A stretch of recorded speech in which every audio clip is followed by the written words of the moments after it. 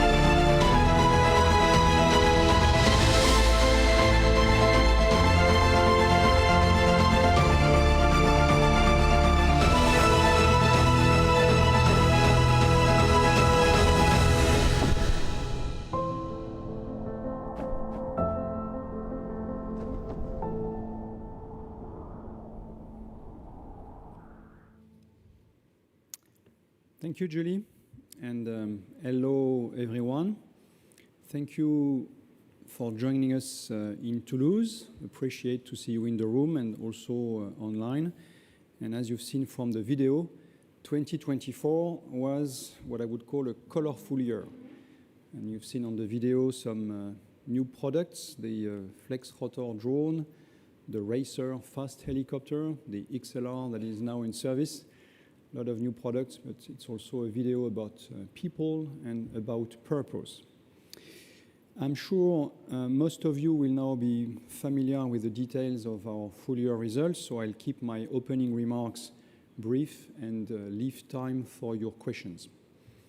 In 2024, we experienced strong order intake across all businesses, with a book-to-bill well above 1. Confirming the demand for products and services. In commercial aircraft, we prioritized activities and allocated our resources accordingly.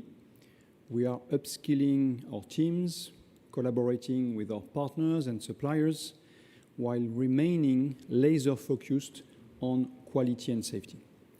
We are progressing in an environment that remains complex and that is, as you can see yourself, very fast changing around us.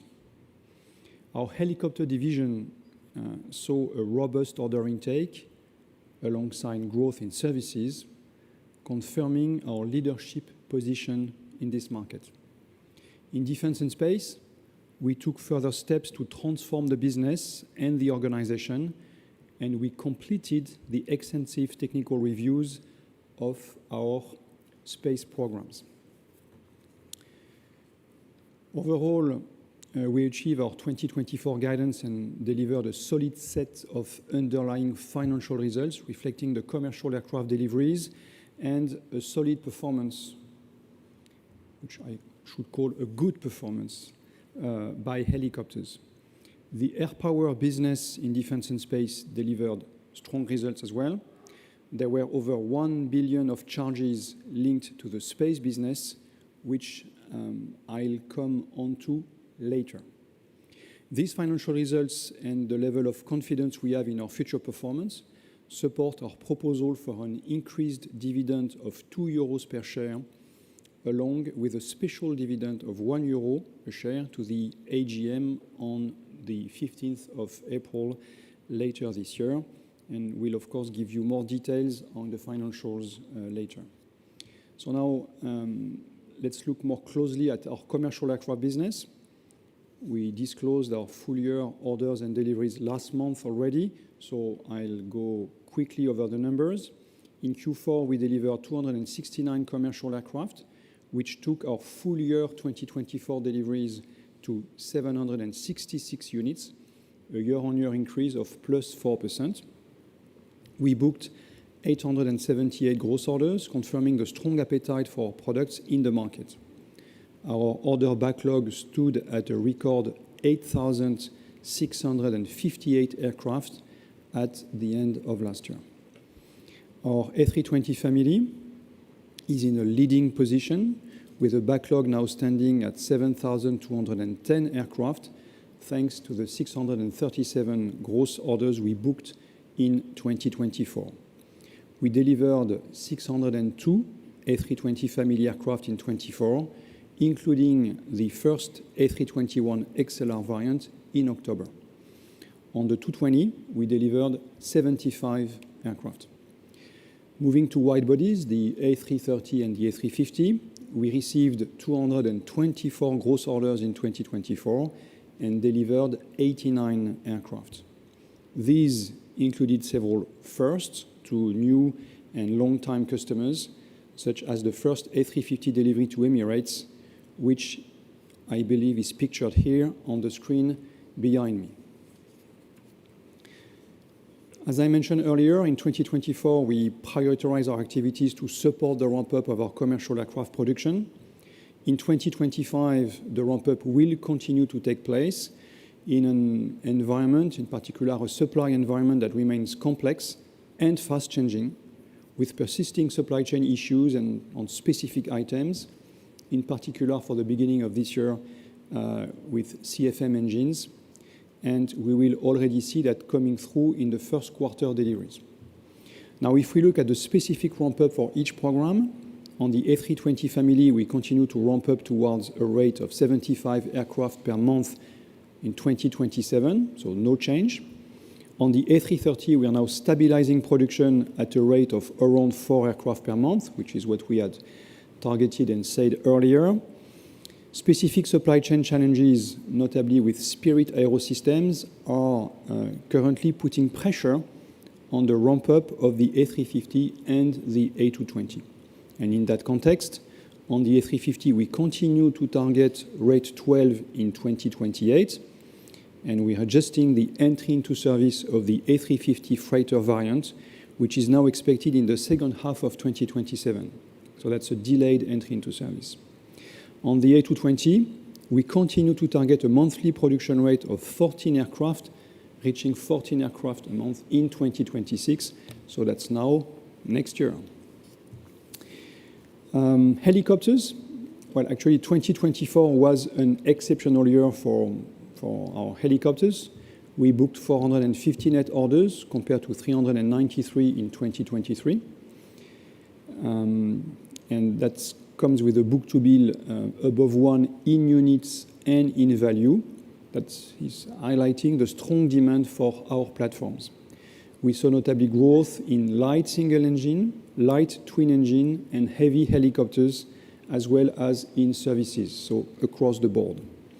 I'm happy to say that the year was a particularly strong one for the H225, which is having a lot of success both on the civil and military markets. In Q4, we notably signed a contract with the Dutch Ministry of Defense for 12 H225Ms. We continue to see positive momentum in both the civil and military markets, and the 114 orders booked for the H145 light twin engine helicopter are also a great example of that. We remain focused on securing new business opportunities in both our home countries and on the export market. I'd also like to highlight the great achievement of our Racer high-speed helicopter demonstrator, developed through the European Clean Sky 2 research program. The demonstrator exceeded its initial speed objective by reaching 420 kilometers per hour, which is 227 knots, after just 7 flights. So very quick opening of the flight envelope. And there might be more to come on this, as we say, stay tuned. Defense and space, in a beautiful picture. 2024 was a new record year of order intake for defense and space. Another indication that the solutions developed across the division's portfolio are in strong demand.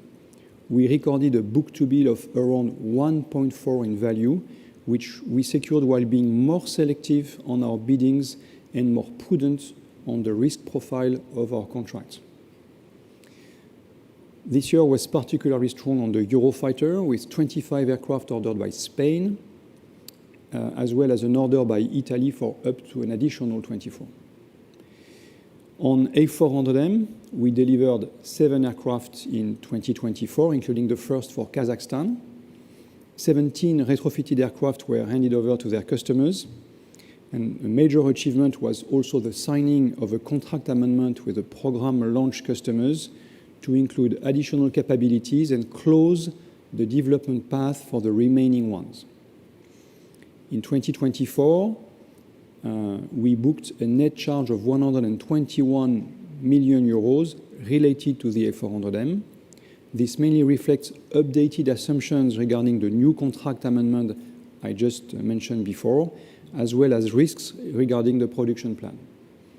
In light of uncertainties regarding the level of aircraft orders, we continue to assess the potential impact on the program's manufacturing activities. On space, we have worked in 2024 to fix the foundations of the business, and we are now focusing on improving its performance through a dedicated turnaround plan specific to space. Additionally, as we discussed before, we continue to explore strategic options for the future of our space business. In that sense, we have started exploratory discussions with Leonardo and Thales in order to assess different scenarios to consolidate and strengthen the European space sector and add value to the main stakeholders of this industry. These discussions are preliminary and non-binding at this stage. And now I'd like to hand over to Thomas for a look at the financials. Yes, thank you very much, Guillaume. And of course, hello to everybody here in the room and to those following online. I will now take you through the key elements of our 2024 financials. Starting with the top line, in 2024, we generate revenues of 69.2 billion, which is up 6% compared to 2023. And this mainly reflects the number of deliveries of commercial aircraft and helicopters, and also a higher volume in our air power business. Our full year EBIT adjusted decreased to 5.4 billion, coming from 5.8 billion in 2023. Now remember, 2023, we benefited from the progress made on our compliance topics, which allowed us to release at the time provisions for an amount of 0.1 billion in commercial aircraft. While in 2024, the positive contribution from the higher commercial aircraft deliveries was partially reduced by investments to prepare the future, as well as a slightly less favorable hedge rate. And the underlying performance was also supported by a very solid performance in our helicopters division. Now, in Q4, and as planned, we completed the in-depth technical review of our space programs, notably with one major program that remained to be fully assessed. And this resulted in an incremental charge of 0.3 billion euros in Q4, mainly from the update of key assumptions. And that brings the total impact for the full year to 1.3 billion euros, which obviously then is the major driver of the decrease in our EBIT adjusted in 2024 compared to 2023. What I would also say is that we are progressing in the discussions with our social partners with regards to the defense and space reorganization and workforce adaptation, and a restructuring provision is expected to be booked once the necessary conditions are fulfilled, and the amount that we are expecting is around 0.2 billion euros. Now with that, let's look at the results by business. In commercial aircraft, the EBIT adjusted increased to 5.1 billion, coming from 4.8 billion in 2023, with the increase in deliveries being partially offset by investments for preparing the future, including the level of excess workforce in place as we continue to embark on the production ramp-up. The EBIT adjusted of Airbus helicopters was 818 million euros, which is an increase of around 11% year over year, with a profit margin of 10.3%, in line with our ambition for a sustained profitability, while maintaining our commitment to sound execution and continuous improvement. And the EBIT adjusted in our defense and space division was a negative 566 million euros. Remember, in 2023, it was a positive 229, and that reflects the total charges of 1.3 billion, which we had to take in our space programs, including the 0.3 billion charge, which we took in Q4, resulting, as I said, from the completion of the in-depth technical review that Guillaume already mentioned. And now turning to our consolidated EBIT reported, this was 5.3 billion euros, with adjustments totaling a negative 50 million euros, and included in that was a positive impact of plus 101 million from the dollar working capital mismatch and balance sheet revaluation. And so the overall resulting net income for 2024 is 4.2 billion euros, and that means earnings per share of 5.36 euros. Let's have a quick look at our free cash flow before customer financing. We came in at plus 4.5 billion in the financial year 2024, and this mainly reflects the level of deliveries as well as the good commercial momentum across all our businesses, and that resulted again in healthy pre-delivery payment inflows, while the planned inventory build-up reflects, of course, the ramp-up that we have ahead of us in all the programs. Our net cash position stood at 11.8 billion as of the end of December, also supported by the strengthening of the dollar towards the year-end towards the euro, and our total liquidity stands at 35 billion euros. And now with that, I would like to hand it back to Guillaume for some look at some achievements in innovation and sustainability. Thank you, Thomas. So to avoid any ambiguities, our ambition to decarbonize aviation and our corresponding roadmaps remain a key priority for Airbus. We continued to innovate and make further progress on our decarbonization roadmap in 2024, working on all the levers to deliver on our industry's trajectory towards net zero emissions. We expanded our effort to drive SAF, sustainable aviation fuel development, becoming an investment partner in LanzaJet to support alcohol-to-jet SAF technology and to accelerate the deployment and use of SAF in commercial aviation through a dedicated investment fund. We worked with airline customers to carry out and learn from SAF blend operations on key business and holiday routes, and partnered with new fuel producers to share knowledge and technologies. Looking at our own operations at Airbus, in 2024, we used 18% SAF in our aircraft and helicopters flights. This means we are on track so far towards our goal to use at least 30% SAF in our operations by 2030. Of the 766 commercial aircraft delivered in 2024, 75% were delivered to their customers with SAF blend. Last year saw the successful test campaign of our EcoPulse hybrid electric propulsion demonstrator, which you can see on the screen, co-developed with Safran and Daher. This project allowed us to mature key technologies such as high voltage batteries and energy management for electric and hybrid electric architectures, which will play a key role in the next generation of aircraft and helicopters. When it comes to hydrogen, our Zero-E project remains central to the plan for a decarbonized future in sector. It remains central to the plan.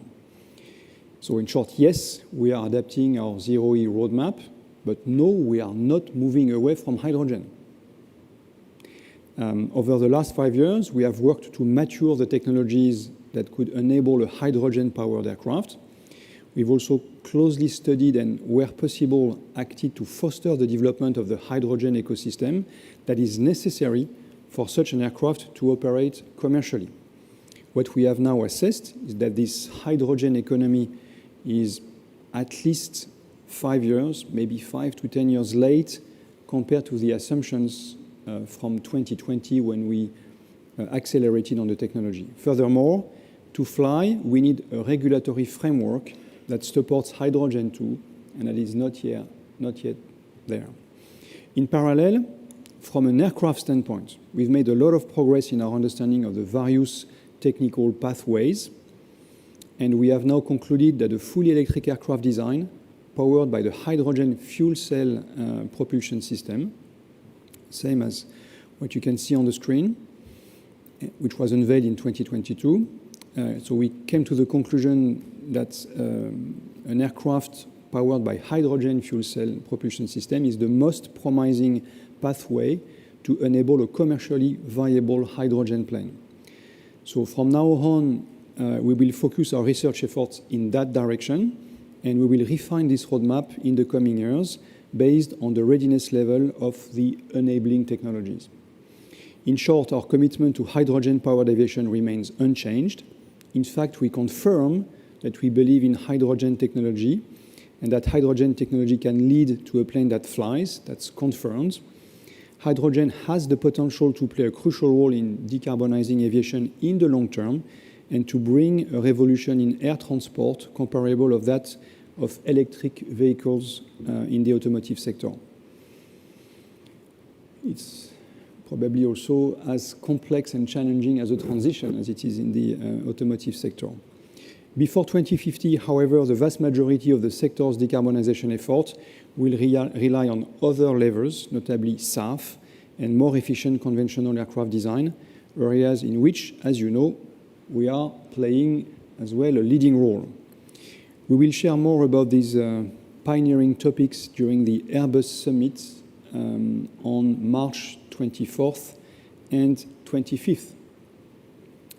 Now, let's have a look at our outlook and priorities this year and beyond. I'll start with our guidance, which I will read out to you now. As the basis for its 2025 guidance, the company assumes no additional disruptions to global trade or the world economy, air traffic, the supply chain, the company's internal operations, and its ability to deliver products and services. The guidance excludes the impact of potential new tariffs on the company's business. The company's 2025 guidance includes the impact of the integration of certain Spirit AeroSystems work packages on its EBIT adjusted and free cash flow before customer financing, based on preliminary estimates and the closing assumption as of 1st of July this year. On that basis, the company targets to achieve in 2025 around 820 commercial aircraft deliveries, an EBIT adjusted of around 7 billion euros, and a free cash flow before customer financing of around 4.5 billion euros. The guidance includes the following preliminary assumption for the integration of certain Spirit AeroSystems work packages: a broadly neutral impact on EBIT adjusted, a mid-triple-digit negative impact on free cash flow before customer financing, but a broadly neutral impact on net cash, as the compensation to be received from Spirit AeroSystems will broadly offset the free cash flow negative impact. So, apart from the numbers, what are the priorities for 2025? We are committed to serving our customers while maintaining our strong commercial position across all businesses. Doing so, we will continue to focus on the commercial aircraft ramp-up and the transformation of our defense and space business. When it comes to the ramp-up, our customers are relying on our ability to deliver on time and on quality. We will continue to shape our industrial system, notably with the integration of Spirit AeroSystems work packages, and to manage an interdependent supply chain with anticipation and agility given the context. These priorities are enabling our profitable growth and our ambition to lead the development of a sustainable aerospace. As we progress, we will remain focused on the 5 pillars that underpin everything we do as a company: safety, quality, integrity, compliance, and security. I am reminded that today is the ICAO's International Day commemorating air crash victims and their families, a day that should remind us all in the industry that safety is at the heart of everything we do. And with that, I think it's the time for me to hand over back to you, Julie. Thank you, Guillaume, and thank you, Thomas. So, ladies and gentlemen, we are now about to begin our Q&A session. Of course, those of you following us remotely can pose your questions, submit your questions on the live e-tool. And as the entire press conference is conducted in English with no simultaneous translations, we would also ask that you pose your questions in English, please. So for those of you who are with us in the room today, please raise your hand and wait until one of our communications colleagues comes to you with a microphone. Please don't forget to state your name and your publication before you ask your question. And to help us give you appropriate answers, please speak clearly and slowly. And then for the media colleagues online, I said it, you can use the live e-tool, submitting your questions in writing. In English, please. And of course, in case you experience any technical difficulties, please reach out to the email address which was provided to you earlier this week, along with all the necessary technical details, and we'll try and help you out. So we'll begin the Q&A session now. We'll try to take as many questions as we can, and we'll prioritize questions, of course, from the physical audience who have joined us here in Toulouse. So now, dear colleagues from the media, the floor is yours. Good morning, it's Michael Gubisch from Cirium. A few questions regarding the A350 and A220 ramp-up. You say that the Spirit integration or Spirit AeroSystems integration, that will have an impact on the service entry of the freighter, of the A350 freighter, but it will not have an impact on your target of 12 350s in 2028 and 14 and A220s in next year. Can you explain that a bit more, why it impacts the freighter development but not the ramp-up? Yes, so actually there must be a misunderstanding. The Spirit AeroSystems situation is impacting the ramp-up short term of both the PAX and the freighter. The freighter is impacted by not only Spirit AeroSystems, by a few other things. Now, in spite of the short-term challenges that we see on Spirit AeroSystems Section 15 of the A350, that is more impacting the new freighter, because there's development work on top of the production work. In spite of this, we maintain the target to be at rate 12 by 2028, which means that we will have to recover or to accelerate on the back end of that period of time. The rest is moving forward. So the ramp up overall of the A350 is happening, but when you are limited by one bottleneck, you can't be delivering on short term, and that's what we have with Spirit. So it's impacting both the PAX and the freighter, but obviously more the freighter because we have development efforts as well. Olga Nedbaeva from Yes, we can hear you. What are the prospects for your R400M program? Is there a risk of stopping production in 28? So the question is on the A400M. We have by end of 2024, 48 aircraft in the backlog to be delivered. We have a clear path for the next 3 years, allocated aircraft by slot, so we have visibility on the short term.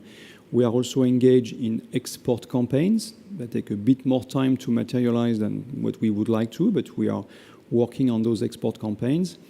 And that's the short-term and mid-term outlook.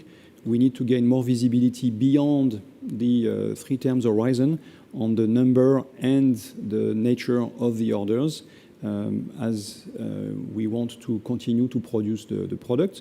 The A400M is an aircraft, a military aircraft for tactical and strategic transport that has a lot of meaning in the current security context. So we are, together with our home nations, eager to maintain the production of the aircraft on the long term, but we need more clarity and visibility beyond the short-term horizon.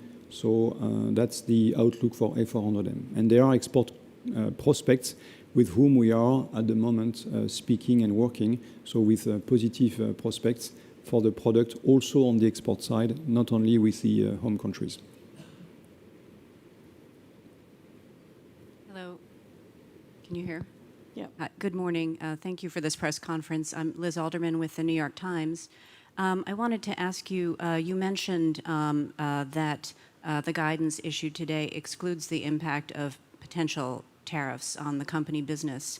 Nonetheless, all companies are preparing for this possibility, and we've already seen American tariffs being imposed, on Canada and Mexico, places where you do have production. Could you just speak a little bit about how the company would be preparing for that? And indeed, if production does wind up becoming more expensive generally, how would that impact your customers? And along those lines also, given that the United States president has tended to target, as we can say, companies or countries on an individual basis, I wondered if his remarks last night indicating that he would not buy an Airbus airplane as an Air Force One airplane gives any pause for concern that he might be thinking of Airbus as really a European company, despite the fact that you all have major production in the United States. And if I may, a second question on the state of defense. Given the United States' rapid retreat, possibly from a security role in Europe, what do you see as the state of readiness of the European defense industry to step in quickly, and Airbus's role in that? Thank you. Yeah, thanks for the questions. So there is a lot of uncertainty on the tariffs, the what, the when, the nature, what they would impact, for how long.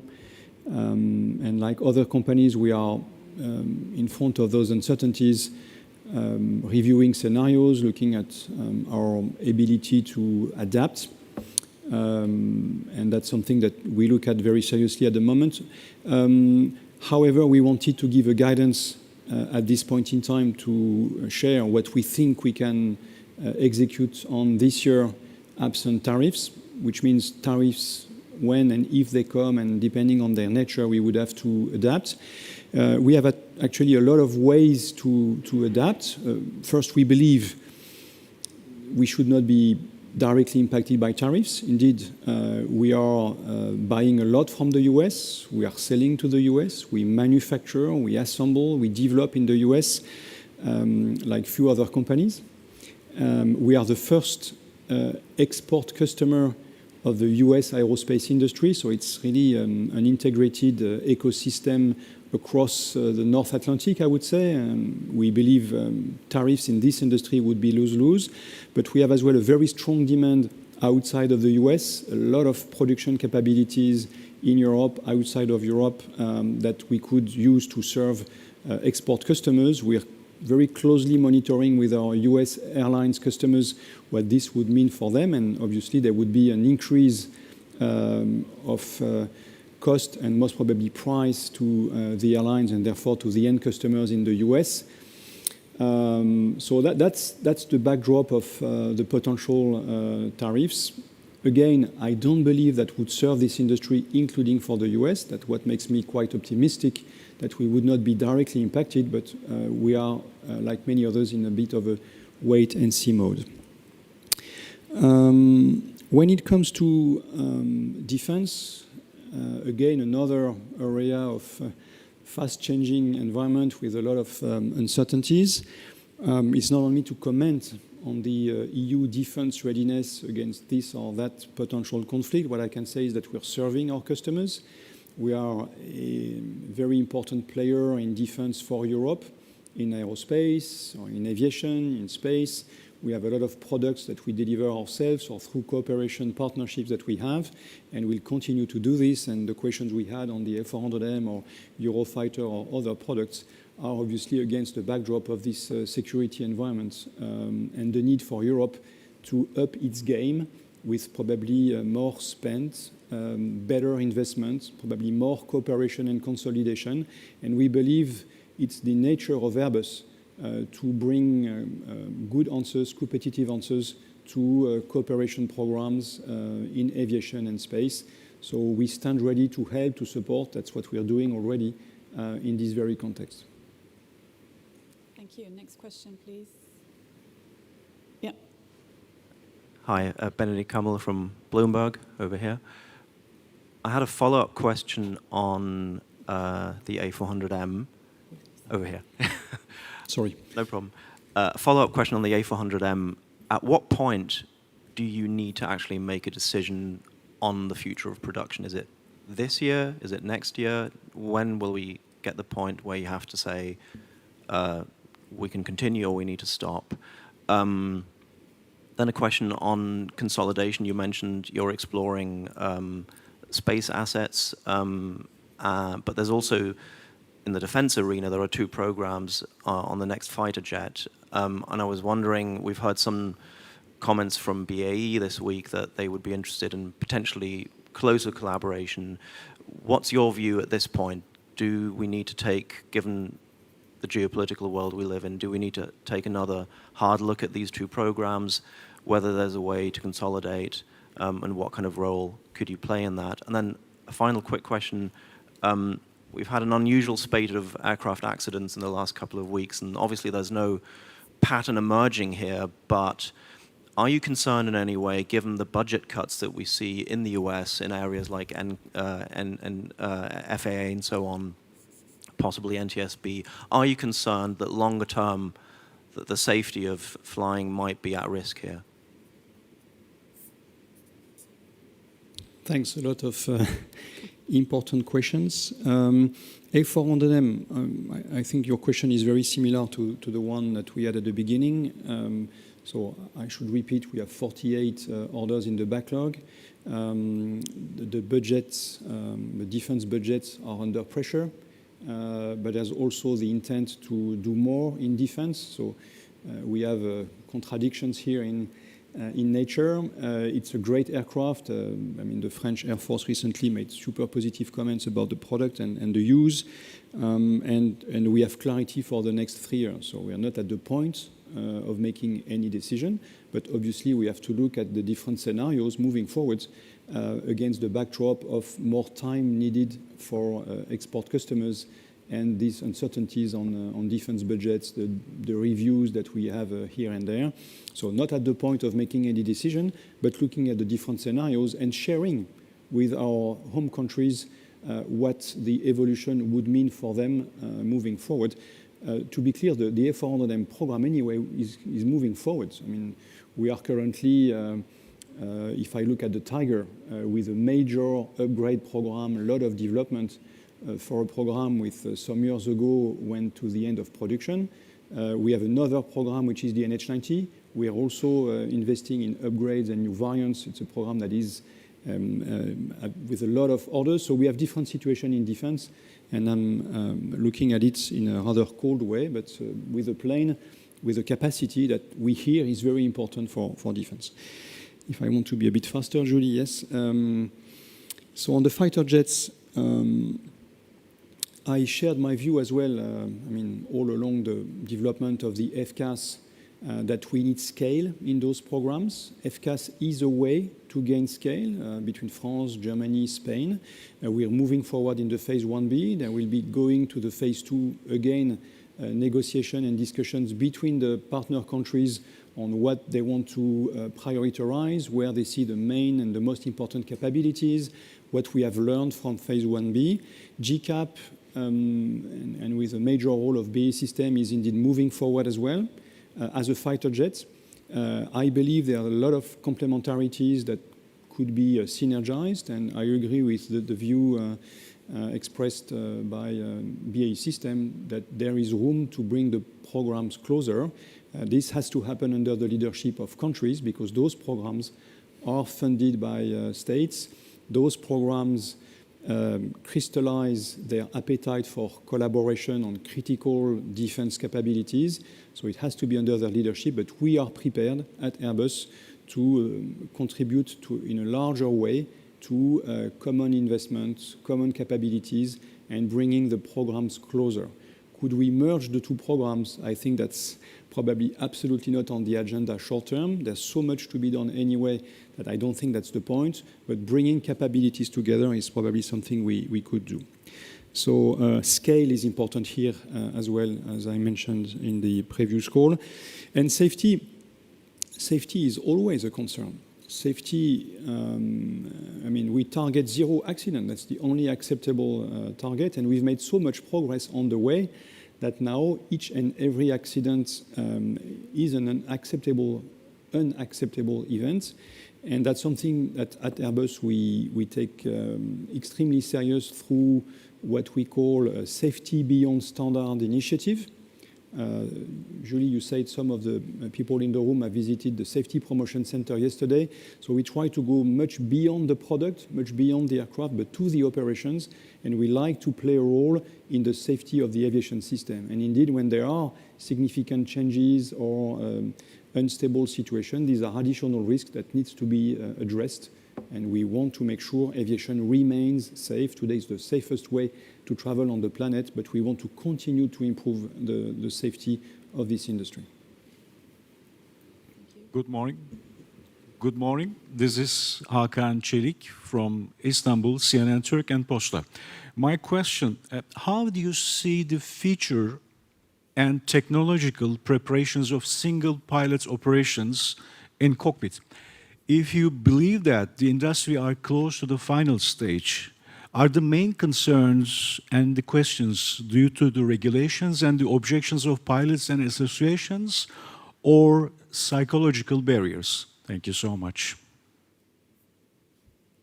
Well, I'd like to repeat in my role of CEO of this company that the priority is on safety, that automation, greater automation is the first driver of improvement in safety that has benefited a lot in the past, and we want to continue to bring more automation to the cockpits and more capabilities to the planes. So we are not obsessed with going single pilot operations. That's not what we are pursuing. We are pursuing more safety for the airplane, for the passengers, for the cockpit, and for the crews themselves. The idea of single pilot operation is a challenging one, Because actually, when you go single pilot operation, means you have to go 0 pilots, because you have to factor in the potential incapacitation of a single pilot. So that's probably far out. There are voices raising the idea of going potentially single pilot, because the shortages of pilots is also something that is of a concern. So that could be on a more longer term a solution to that question, but it's not the case short term. So the single pilot operation is a concept that needs to be studied, but at Airbus what we're pursuing is greater safety by more automation, and there are plenty of opportunities today with sensors, with data, with AI moving forward to bring additional safety through automation. That's what we're really pursuing. Thank you, Guillaume. So we take one more from the floor, and then we're going to go online. Olivier? Olivier James de l'usine Nouvelle. Are deliveries of LEAP engines still a bottleneck? Are you going to ask CFM once again to prioritize Airbus over airlines in the coming months? And second question, is the financial situation of your suppliers improving this year? So we need engines to assemble and test and deliver aircraft. That's today, for the single aisle, a bottleneck of the industry. For aircraft manufacturers and for customers. And there is a tension, or there is a contradiction, that our customers both want their existing aircraft to be well supported, and they're right to ask for this, but they also ask for their aircraft manufacturer suppliers, Airbus, to deliver on time. And then we face the situation of missing hardware, especially with what happened to CFM, the unfortunate events they had in the last 6 months, to put them in a difficult situation. Last year we thought, we wanted to clarify and get the support of CFM for a certain level of deliveries to honor our commitments. That was the result. The support we got from CFM was a result of a discussion over a 6 to 9 months period of allocation of parts and spare engines. And we agreed with them that this beginning of the year would be with a lot of support to our customers, given the seasonality of the different parts of the industry. So short term, we are with shortages of CFM engines. That should normalize over the course of the first half of the year. But we know that this will impact us for the beginning of the year when it comes to engines. And that's why we have, unfortunately, some gliders. We don't like to do this, but we have few gliders in Hamburg because of CFM missing engines. And that's the backdrop of where we are today. So that's a difficult balance to be decided against the backdrop of missing hardware in a way or the other in the industry, hoping that this would normalize, as I said, in the course of this year as they recover from their mishaps. Thank you, Guillaume. So, as I said, we're going to go online. We have a question from Chris Jasper at the Daily Telegraph, who, I think this one's for you, Thomas. When do you aim to close the Spirit transaction? Sometime this spring or before June? I understand that Spirit is undertaking the various negotiations for non-core parts of the business, but can you provide an update on a possible deal for Prestwick and also an indication of where the non-core parts of the Belfast site stand? Yes, thank you very much for the question. So just to quick reminder on where do we stand with Spirit. You know that we have signed a binding term sheet in the summer of last year. And so the next step, obviously, is to come to a signing of the transaction. We're making good progress, so therefore it's always very difficult to make exact predictions, but I think it would be realistic to expect that this will happen in the next weeks, so that we have then also a signing of the transaction. The closing, as you know, always depends on the number of preconditions that are not fully under our control. But you have seen maybe in our guidance that the assumption that we have taken is that a closing might take place by the middle of this year, so July 1st. I would say this is a realistic assumption, but obviously reality is not fully in our control and so therefore might slightly deviate from that. But again, I would say it's realistic.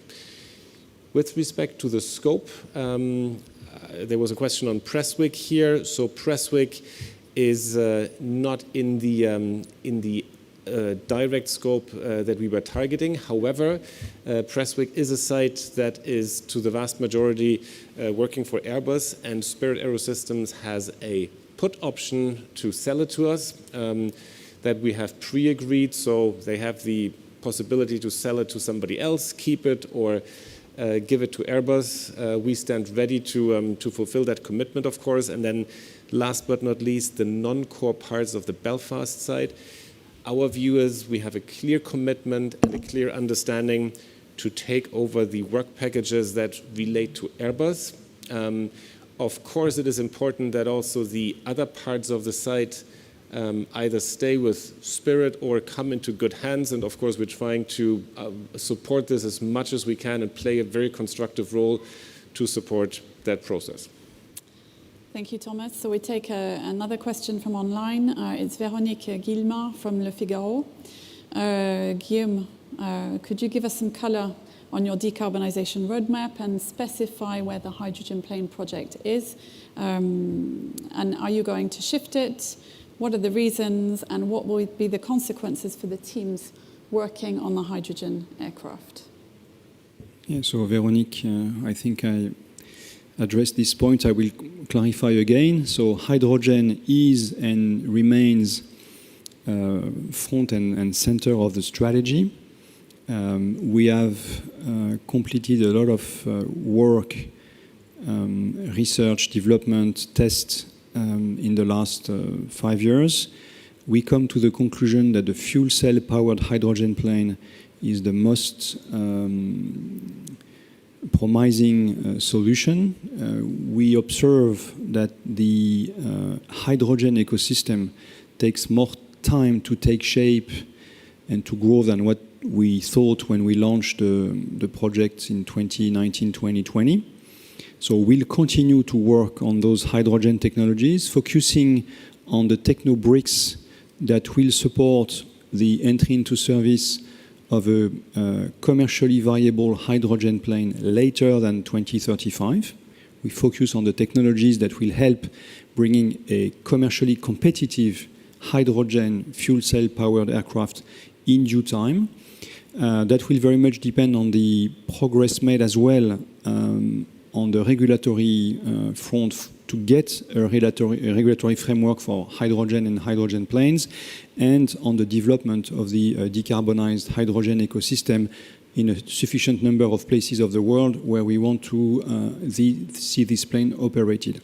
So, answer to your question, we keep working on hydrogen. We refocus on the technologies that will make the difference when it comes to fuel cell technologies. We reduce the size of the teams and specialize on those topics I mentioned before.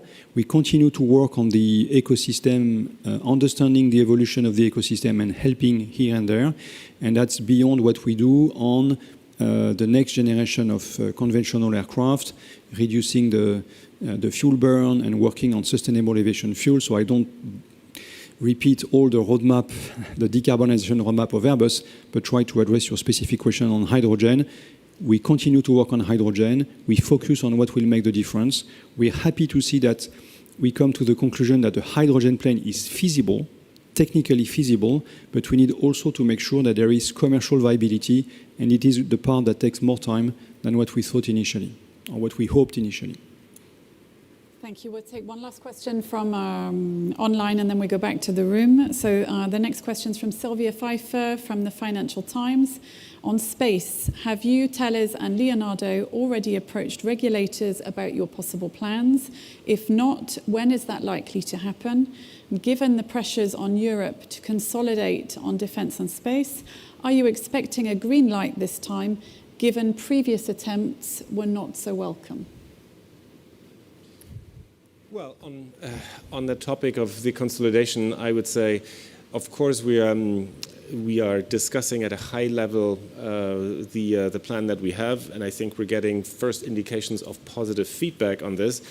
but that does, of course, not take away the necessity to then go through a much more complicated antitrust process, which we expect will take long. However, we agree with what is insinuated in the question, that in light of the competitive landscape that has completely changed, there is a clear case for Europe to step up on defense and space, and specifically space, because our view is that the market for space that we should be looking at as Europeans is the global market, and it is important that Europe is competitive not only within Europe, but is competitive on a global scale. And therefore, our view is that the project that we're looking at here will be beneficial for all stakeholders in Europe, and therefore we do think that it is the right moment in time to advance the discussions, and we're confident that we will make progress also on the regulatory side. Thank you, Thomas. So we take one in the room here, and then. Good morning, Mara Monti from Il Sole 24 Ore. Sorry, I'm talking about again about the discussion that you have with Leonardo regarding the space sector. Do you have any idea of the amount of the investment to create this global company in the satellite sector, and how it could work? How you see this global company? And a second question, do you see other sector where cooperation with the Italian company is possible, or doing more, for example, in the defense sector? Thank you. Yes, so thank you for the question. Actually, today, you have three players that are speaking together, which are Leonardo, Thales, and Airbus, who are already investing in their space activities. But we are today at a level that we consider subscale compared to especially what's happening in the US, where there is much more money invested with very large players. And therefore, we are of the opinion that bringing those activities together will allow us to better invest, to combine investment, and to be much more competitive and fast in the satellite business. So the company would be formed of the assets of those companies, the existing assets. That's one of the scenarios we are looking at. That would be a company where the different existing players would have a stake, and that would give to the company a financial power and ability to invest and a scale to operate that would be much more likely and much more positive to compete against the players that are disrupting the ecosystem. Do we have other sectors where scale matters? Yes, a lot. Maybe we could have said with Thomas that the conclusions of the Draghi report when it comes to the defense chapter or the space chapter are very much endorsed by Airbus. Therefore, we believe that there is a very strong case for more consolidation of the demand and the supply in defense in Europe. And we at Airbus are very much willing to cooperate with Leonardo when it comes to these potential cooperations, because Leonardo is for us already a very close and reliable partner on ATR, if we take what's happening in Toulouse, but also in Eurofighter, in MBDA for the missiles, in NH90 for the helicopters. So that's a partner we are working with and collaborating with very efficiently. So yes, there are other cases for creating scale in Europe. And to the question that Thomas answered before on antitrust support from Brussels, we really hope that the antitrust authorities of Europe will look at it in a different way compared to the past, because we're really at a critical moment where we need to operate at scale, and that comes with creating consolidations that could look like a bit monopolistic in Europe, but when you look at the world, it's still small players compared to the giants we see in the US and in China, the emerging giants against which Europe has to be prepared to compete or to cooperate and compete. And we want to contribute to those consolidation. That's a bit in the DNA of Airbus. Thank you, Guillaume. I have one short question to Thomas and then one from Guillaume regarding hydrogen.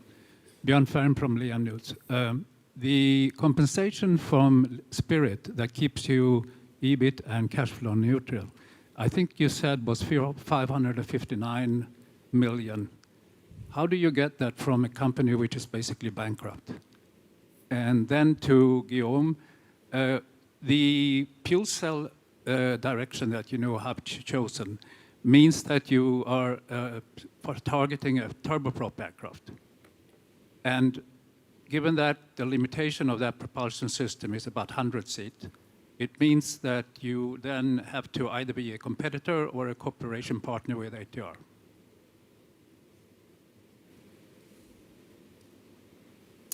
Yeah, so let me maybe take the first question.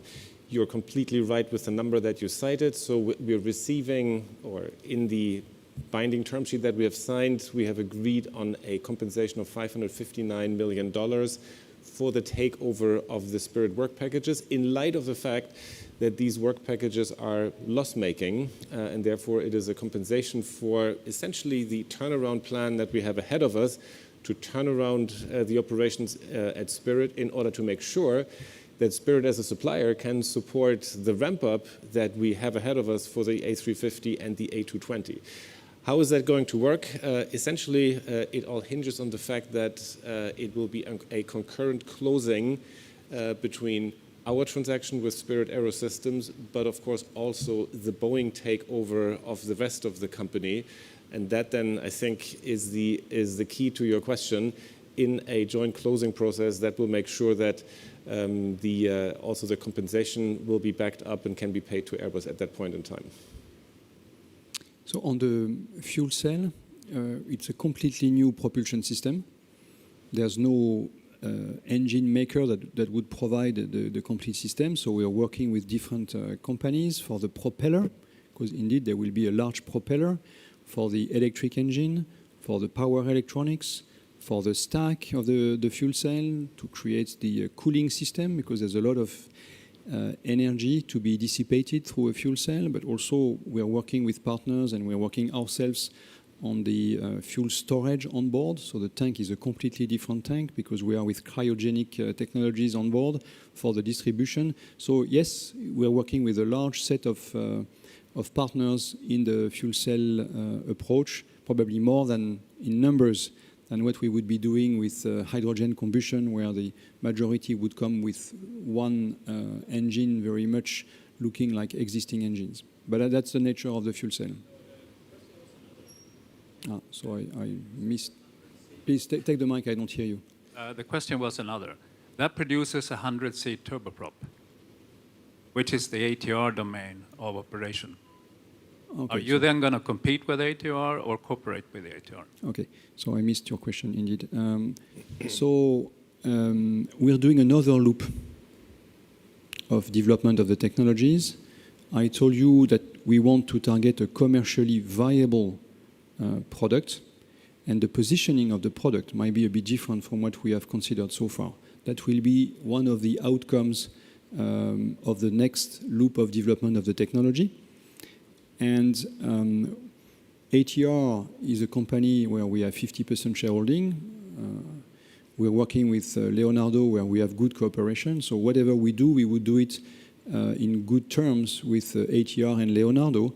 But it's not a turboprop technology. Right? It's not a turboprop. It's a fuel cell. Even if there is a propeller, it's not a turboprop, as you know. So answer is we don't know.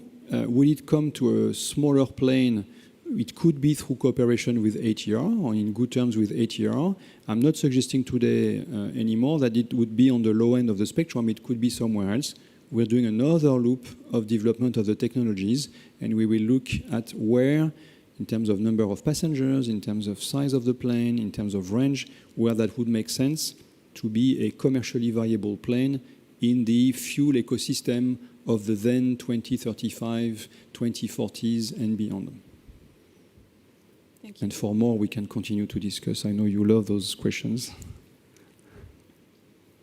Yes, hello, Niklas Abu, Frankfurter Allgemeine Zeitung. I have two follow-up questions on the consolidation talks with Thales and Leonardo. First, To what extent are you only talking about space, or already about consolidating defense activities with those two companies? And second, can you confirm that the objective is to close the negotiations by summer, or when? Thank you. Well, so first, I can confirm that the discussions are ongoing with Thales and Leonardo. They are specific to satellites and satellite services. Specific to satellite and satellite services. We call them space, but we're not speaking about launchers or other parts of space, and they don't go beyond the satellite discussions. And well, we're in early discussion, we're in exploratory talks. We don't have yet a timeline, a time frame, a specific date for whatever. We're still investigating different possibilities and making sure that the setup we would select is something that would work, that could go through antitrust, that would be successful on the market. So that's what I call exploratory talks or discussions with Thales and Leonardo. Gregor Waschinski with Handelsblatt. I have a question on COMAC. COMAC is ramping up a production and has recently displayed the ambition to expand the use of the C919 beyond China in 2026 and also later maybe go to Europe. What does this mean for Airbus? It means a new competitor in the single-aisle business and going from a duopoly to a potential triopoly.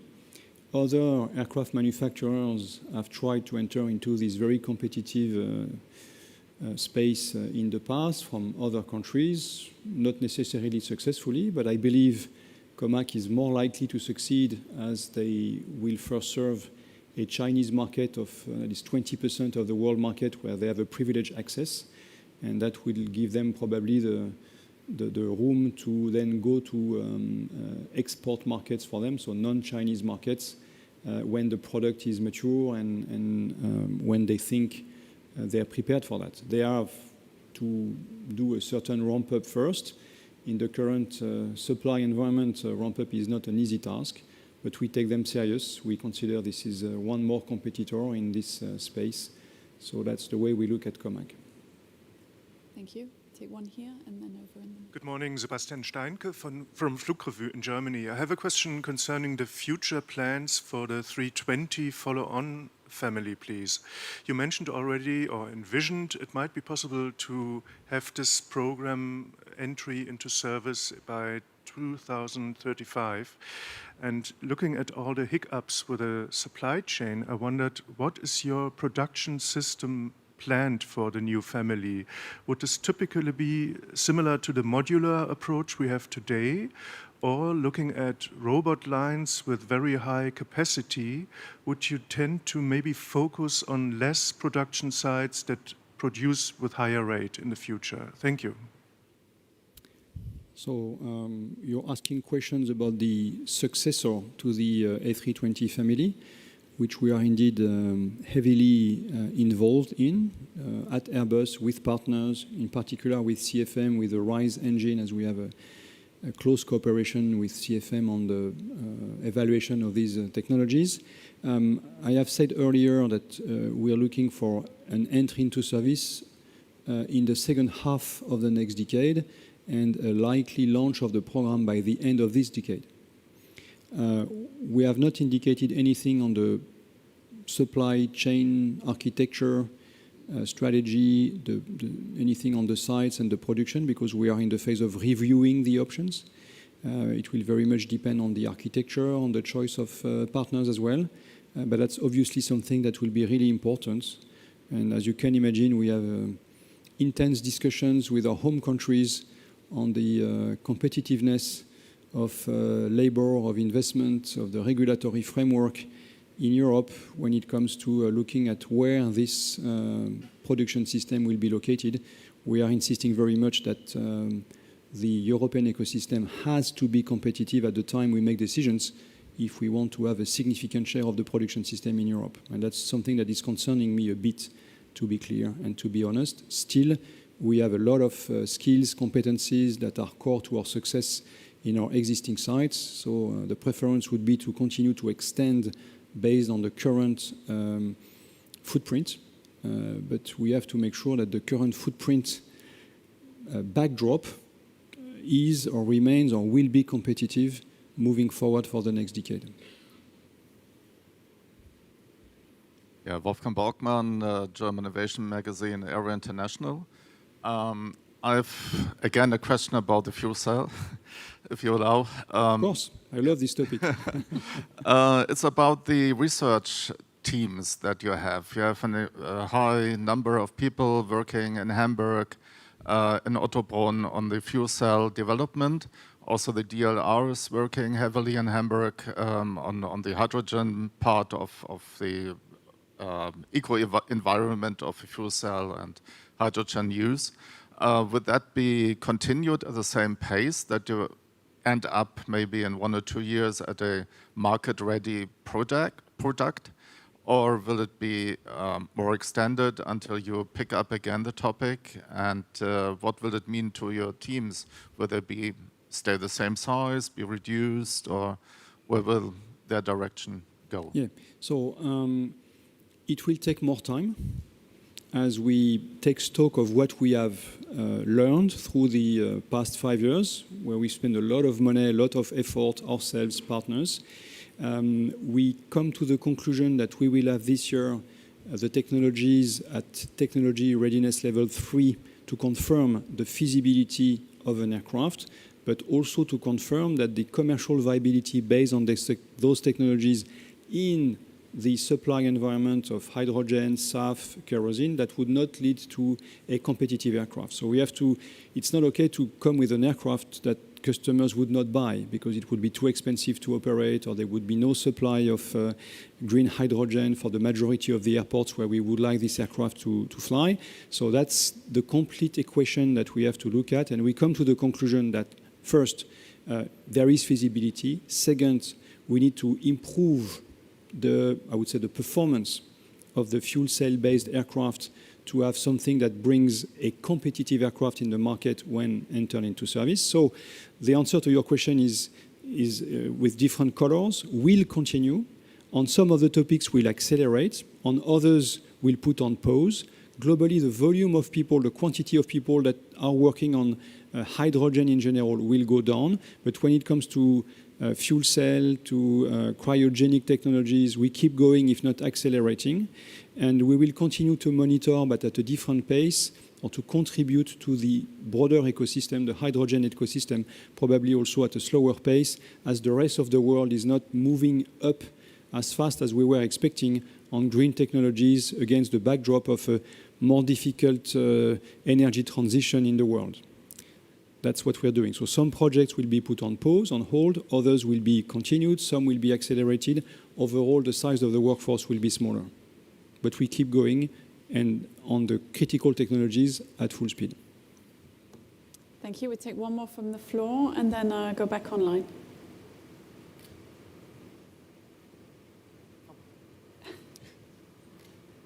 Hello, I'm from Xinhua News Agency, and I have a question for Monsieur Faury.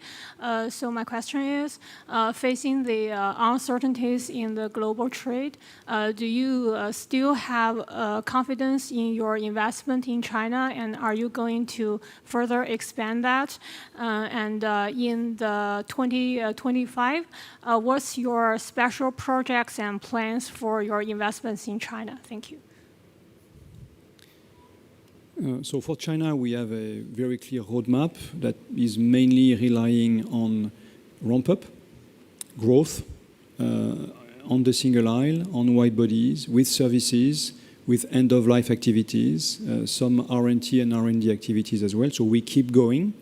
This year is an important year for us because we want to bring the FAL 2 of Tianjin into service. That would increase our capacity in China, and that's part of the increase of the global capacity of Airbus to bring a single aisle to market. By 2026, we will have 10 final assembly lines of A320 family in the world, all capable of the A321, some of them in Europe being capable of the XLR, and China, Tianjin, will be 20% of the world capacity. for a market that is roughly 20% of the world market. So we think we will be very consistent with the geographical repartition of what we're doing. You know that Tianjin is also capable of exporting. We've exported a third of what we have produced in Tianjin last year outside of China. So that's part of our global system, and we are very happy with what we do in China. The teams are doing a great job over there. The export customers that took delivery from Tianjin, we are very happy with what they got, with the quality, with the reliability. So we continue to move forward in China in the same way on our commercial activities, and we're also working on helicopters. Thank you, Guillaume. So staying on the international theme, Guillaume, could you tell us a bit about your projects in India? This year you have established partnerships and announced, among other things, a new assembly line for helicopters. What is India's role today and in the future in the group's supply chain? Thank you. Yeah, thanks for asking the question. India has been a country of attention. I have been in India many times in the last 2 to 3 years. We are growing and we're supporting the growth of the aviation ecosystem of the airlines over there. You remember the landmark contract in 2023 at the Paris Air Show for 500 A320s with Indigo, also the several very positive contracts with Air India for single aisle, for wide bodies, so it's really an area of growth. A large part of our backlog today is with Indian airlines who have secured access to equipment, to airplanes moving forwards. We are also present in India. I think we are close to 5,000 people in India, I guess. I mean, we are doubling every 2 to 3 years, so it's going very fast with our own workforce. Still, it's very small at the scale of India, but when we look at the partners and what we're sourcing in India, we are also growing very fast. We are more than $1 billion of sourcing a year in India, going to $2 billion. We have final assembly lines in the country for the 295 with our partners from Tata. It's the first real Make in India project that comes to fruition, and we're making good progress. We're very happy with the support we get from TASL and TCS. We have announced establishment of an assembly line for helicopters that just indicates the growth at which we go in India. And India is really very close to all we do in all our businesses, commercial, defense and space, helicopters. There's growth, there's a good workforce, there's speed now in the private sector already. There is ambition, and India is core to what we do and will continue to be core to what we do. Thank you, Guillaume. And I should have said that question was from BFM Business, Jean-Baptiste Huet. Next question in the room. Thank you. Claudia Scholz from The Pioneer. I wanted to ask you, how large is the budget that has been allocated to the hydrogen aircraft project so far? And the second one, why do you want to keep on cutting costs in the commercial aircraft sector? Wouldn't it be better to increase the budget there to strengthen delivery numbers? Well, how large is the budget for hydrogen? It's very large. But we don't communicate on the amount of money we spend on R&T, on what we spend project by project, for more competitive reasons than anything else. But it's not that we are ashamed. On the contrary, we are really investing very significantly. And I know the benchmark in the industry, I can tell you it's serious. When it comes to commercial aircraft, well, you make a good point. We have a tension between the growth and the competitiveness. I mean, we are pedal on the metal when it comes to support to the ramp-up. At Airbus, actually, we are significantly ahead of the curve on the preparedness of the system. We have onboarded, I would say, too many people, at least too early, compared to the real speed of the ramp-up. But we really wanted to be ahead of the curve. We have experienced before COVID being slightly behind the curve, and we were limited by our own capacities. It's no longer the case. Today we are limited by supply. We are limited by the bottlenecks of a number of suppliers. And therefore, on all we do, we want to be competitive. And therefore, we are at the same time reducing costs or limiting the increase of cost to the maximum extent to be competitive, but still enabling what needs to be done for the ramp-up. And that's the tension on cost management that we always have when we are in ramp-up. So we try to be smart, not always managing to be, but trying to do the right things to not limit the ramp-up, to enable the ramp-up, but in a competitive way. Hi there, Hugh Davies from Air Finance Global. Thank you for your time and thank you for my question. Again, related to hydrogen, I was curious to get your thoughts on how you see the backlog, given the strength of the backlog, how you see that evolving, and how hydrogen potentially can complement the commercial backlog, or is it something that could potentially cut into that backlog as the technology matures? Thank you. So I think it was the question, sorry, we didn't hear you so well. It's how hydrogen would complement the backlog? Yeah, so given the strength of the backlog currently, how does hydrogen fit within that over time? Okay. Yeah, so it's a very long-term question. In the current backlog, there's no hydrogen-powered aircraft. Entry into service was targeted 2035 with the outcome of the first loop of research and development and the assessment of the preparedness of the hydrogen ecosystem to welcome a hydrogen plane being significantly delayed. We're speaking about an entry into service that is 2040 and beyond. And that means it will not impact the backlog of Airbus in the sense of the number of aircrafts that are contracted before then. And we are in 2025. So that's a long-term game. Now, when we look at the long-term game, we absolutely believe that hydrogen-powered aircraft have a role to play in the long-term decarbonization of the industry because of the very nature of hydrogen as a fuel, being highly energy intensive per kilogram and leading to zero carbon in the air when emitted and zero non-carbon emission when we speak about the fuel cell. So that would impact what I think you refer to the backlog, meaning having signed contracts for planes for Airbus in the 40s. We're still on the technologies. We're still on the feasibility of the product, the understanding of what a regulatory framework for hydrogen would look like, and what green hydrogen or decarbonized hydrogen supply would mean by when, where, at what price, for what competitiveness of the plane. That's the part of the equation that is probably the most uncertain at this very moment. So impacting backlog very far away, spending money for technologies now. So Guillaume, probably building on that answer, we've got a question from Jasmine Jessen online from Sustainability Magazine, who's building on the fact that you mentioned the hydrogen landscape is not as mature as originally predicted yet. Is there a point in time that Airbus will feel more confident in hydrogen fuel? What are we waiting for in that hydrogen ecosystem? So there's been a lot of work in the last years on bringing a hydrogen supply, green hydrogen supply, to a number of industries as a way to decarbonize.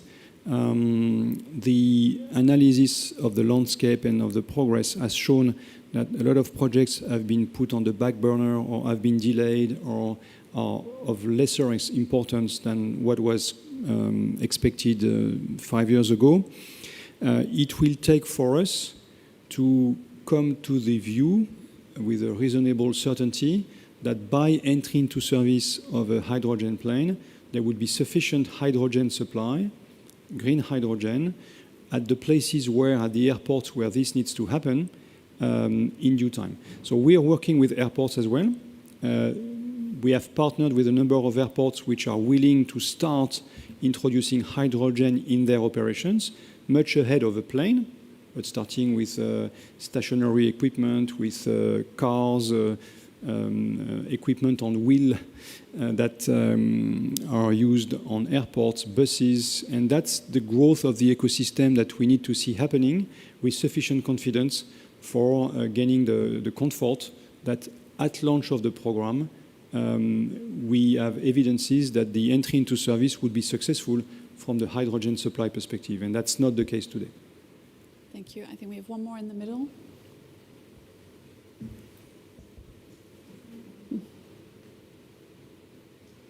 Yeah, Wolfgang Borgmann again. I have a question about the City Airbus Next Gen, which you paused, because the battery systems are not yet there, or the strength or the power in the battery systems that you need to operate this craft. What does it mean for the eVTOL market? I mean, if you don't have worse batteries than the others that are developing, I think everyone is affected by the same less favorite energy output of those batteries. And I mean, it would mean that old projects, which are eVTOLs, are dead at the moment and have to wait until there's a new battery generation. So it would be a shake-up for the whole market, I think, like Eve or Lilium or whoever may come and try an eVTOL at the moment.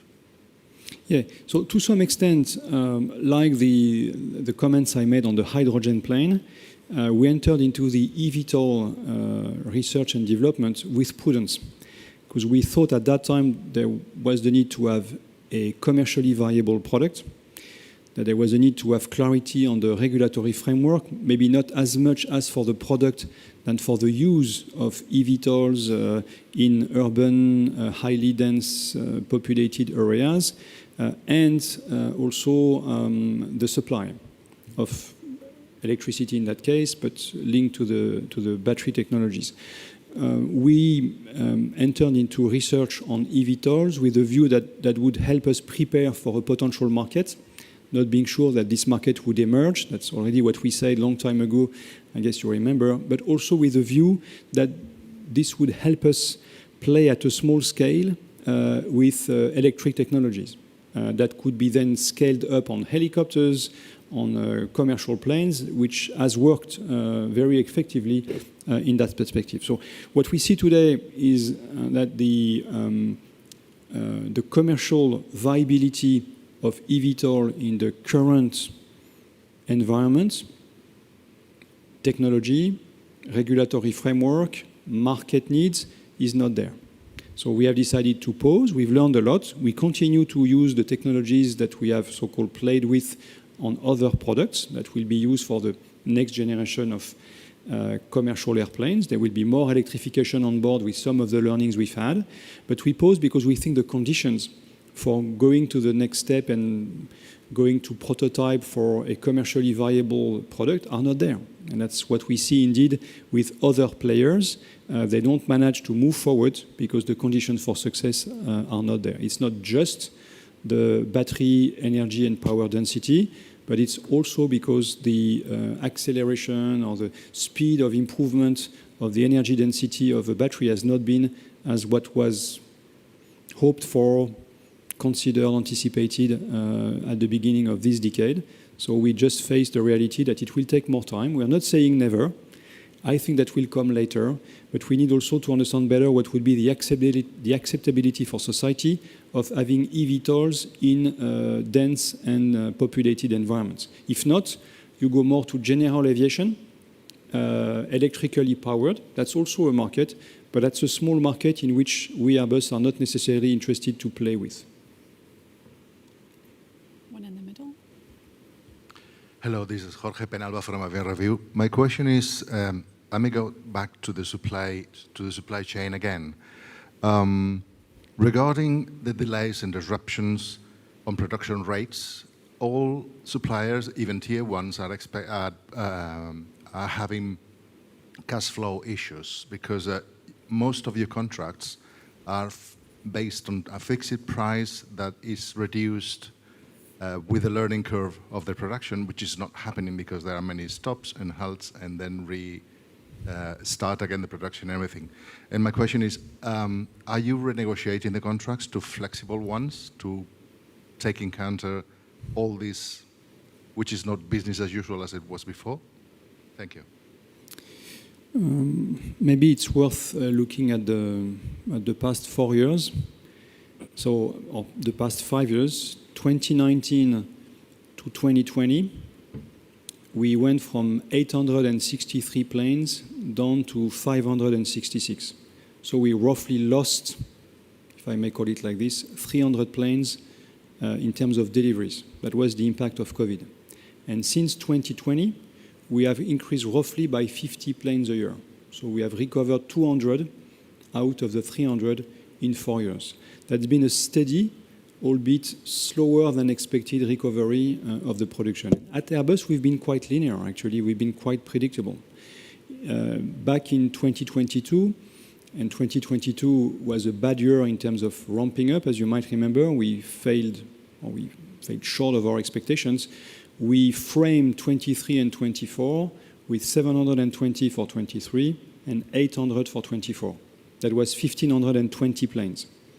Actually, we have delivered 1,501 if you sum up 23 and 24. So we are missing 19 planes out of 1,520. That's sort of 1%.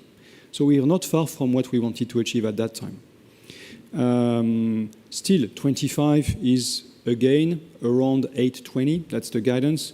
That's roughly 50-ish if I round it a bit brutally. So that's basically the pace, and that's quite predictable, actually.